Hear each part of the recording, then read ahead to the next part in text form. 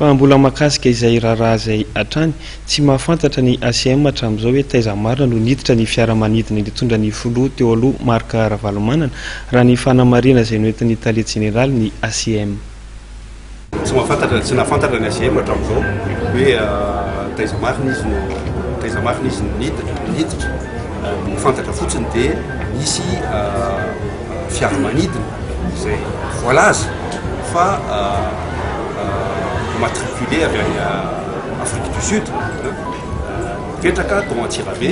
tamin'ny faharoa folony volana octobre octobre dia nisy ny laza satria fanakaiky be tamin'ny fotoana natongavany nahitana Monsieur Marc Ravalomanana teto toerana izy nisy ny laza fa hoe dia tao anatin'iny izy zany no tonga zay tsy manana provo amin'izany hatramin'izao.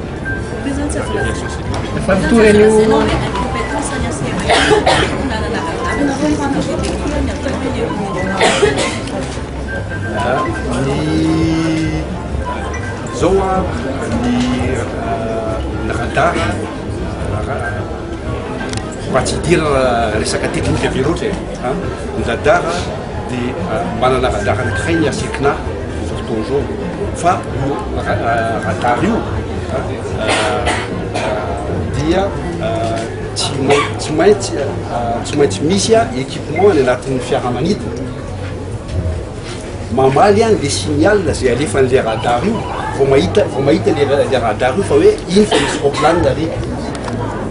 zany hoe raha toka misy roplanina miditra eto Madagasikara ka vonoly le équipement à bord dia tsy hitan'io radar io izy dia misy tipana radar mahita na tsy misy équipement le roplanina dia hitan'le radar ihany misy zany any amin'ny sasany tany efa miroso tsika tsy mbola manana zany eto Madagasikara donc tsy mbola ho hitantsika zany aloha amin'izao fotoana izao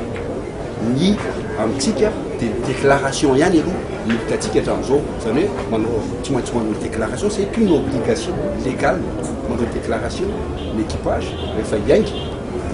na hiditra eto Madagasikara na hivoaka eto Madagasikara dia zay no amin'izao fotoana izao ahafantarantsika hoe misy zany fiaramanidina mivoaka maniditra territoire amin'izao fotoana zay ny zava-misy zay technique.